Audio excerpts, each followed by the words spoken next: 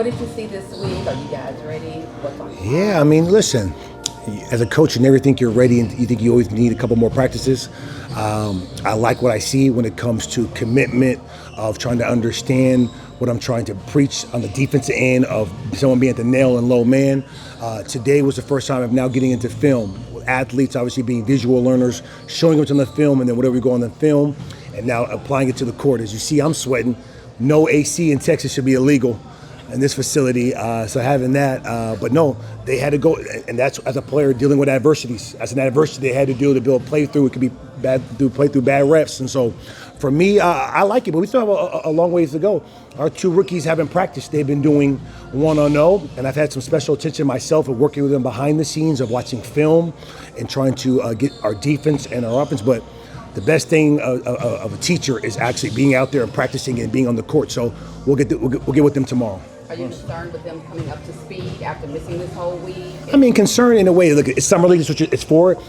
If it would be a regular season, I would be concerned in the sense of an importance. This is for them to get reps, to put on the film, and then for them to correct the mistakes, just like we're doing here with these guys in practice. And they're going to probably even make more mistakes because those guys are having less time. But I'm watching film with them of our season, of our practice. Sweeney's in their ear while practice is going because they can't practice. So, I mean, concerned, no, these guys are going to have a long career. I would just say that it's just going to take a little bit of time. Assuming the rubber stamp happens and everything's cleared, yep. How do you envision working those guys in starting tomorrow, I guess? They will get thrown into the fire. First thing first is they'll go over our 5-0 with players, start building the chemistry with the starters. Those two guys are definitely starting our first-round picks. Getting them reps, especially against, I think, there's no better opportunity in the first game when you get to play OKC with Chet, and you got the Williams. You have guys that are actually NBA players. That are on. I think they have 6 or 7 guys that will be on their roster. So for them, it's going over our pick and roll defense, our shell defense, and then knowing our offensive spacing. For a Lively, it should be a little bit easier, screen and roll. Knowing the second side, Omax is more reading what Hardy and what McKinley Wright and these guards are doing off ball and corners, knowing when to cut and when to space. So I'm excited for them, and it's good. We got a long week, especially in Vegas. One day counts as 4 over there. Do you anticipate Jaden Hardy playing most of the games in Vegas, or is there a plan? I anticipate him playing a lot of games until otherwise. I think that this is his development. Like, listen, Hardy's not a top 5 pick, and with Rookie of the Year, he still, as much as talent and we love his potential, he still has a long ways to go. And these are reps for him. As you see guys like Murray and these other guys playing summer league over here, playing at a high level and stuff like that. So this is an opportunity for Hardy to go out there and display his talent, but at the same time, as you know, he could have 2 good games and 1 bad game, and this is for him to get the necessary reps that he has, because in season you have Luka and Kyrie there, so the more reps the better. Coach Dudley, for someone who doesn't know, like a Mavs fan that didn't know much about Omax or Dereck Lively, yep. What are they going to bring most to the court during summer league? Energy, defense, and athleticism. Something that the Mavs have sorely missed here in the last couple of years, even the years went to the Western Conference Finals. Their versatility to be able to guard multiple positions. Lively is a new modern Tyson Chandler-esque, if you want to put it, him working with him. He is someone who is 6'11", 7'1", whatever that range he has, long wingspan. His athleticism is elite for NBA level. He can switch and guard guards. His whole thing is getting up to NBA game speed and understanding his positioning through the dunker, when to flash, when to roll behind the basket. And Omax is a 3-4 who can guard multiple positions, 1 through 4, and maybe some small ball 5 at times, as you know how this league is. He's tougher than most of our players that we have in the sense of his determination when he drives to the basket. His whole thing is being under control. He's, looking at his film at Marquette. Sometimes he was overly aggressive and couldn't read the low man and wanted to attack. And over here, as we talked about Hardy, this NBA is about reads and understanding defenses. Who are some players that have stood out after 3 practice days so far? McKinley Wright has been a step ahead in the guard position, and as you expected, he's been here for the last 6 to 8 weeks working on his game, getting us ready.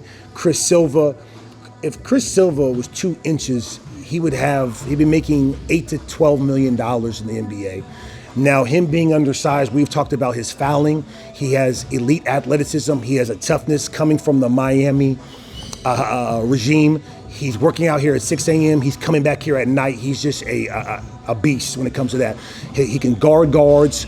He's our most physical player. If he was on the Mavs, he might be our most physical player, even though we had 2 10 days. His thing is, can you defend without fouling? They want to be able to see that.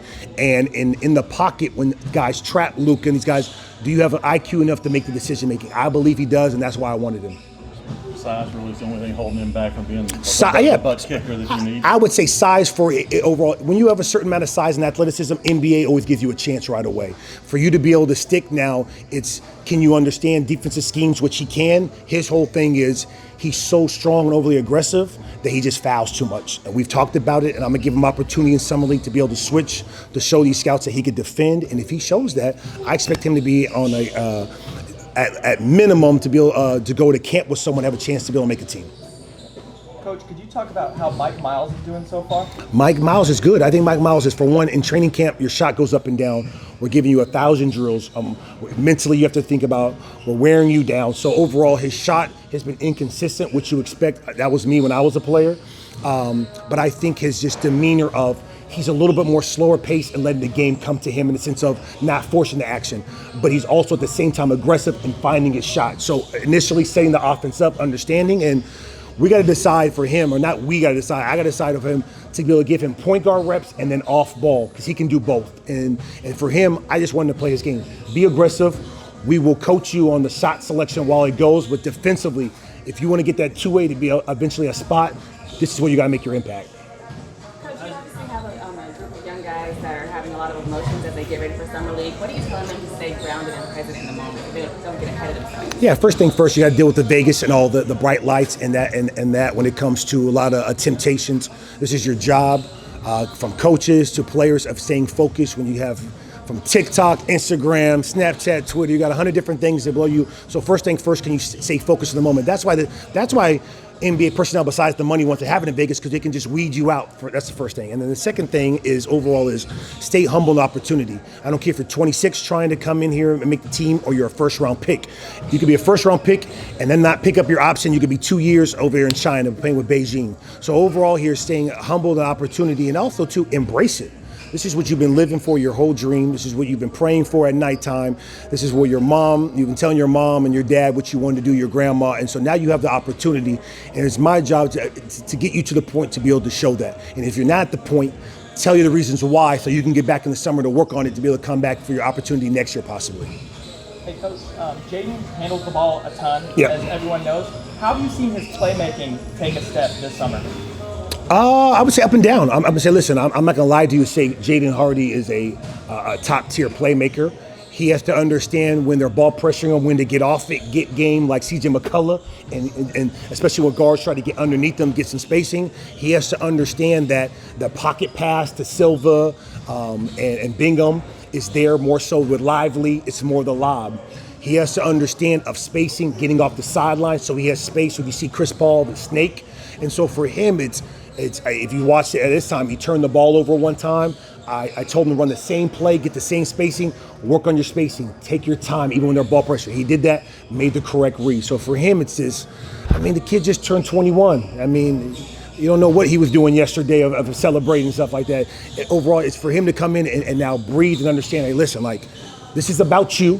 This is about our first round picks understanding, and you're going to have a lot of opportunities. So just because you made 1 or 2 mistakes and you turned the ball over, that's Russ. That's Braun. That's for sure Luka. We've seen Luka how many times Luka punt the ball, and then he comes back and makes the right read the next 8 out of 10 times.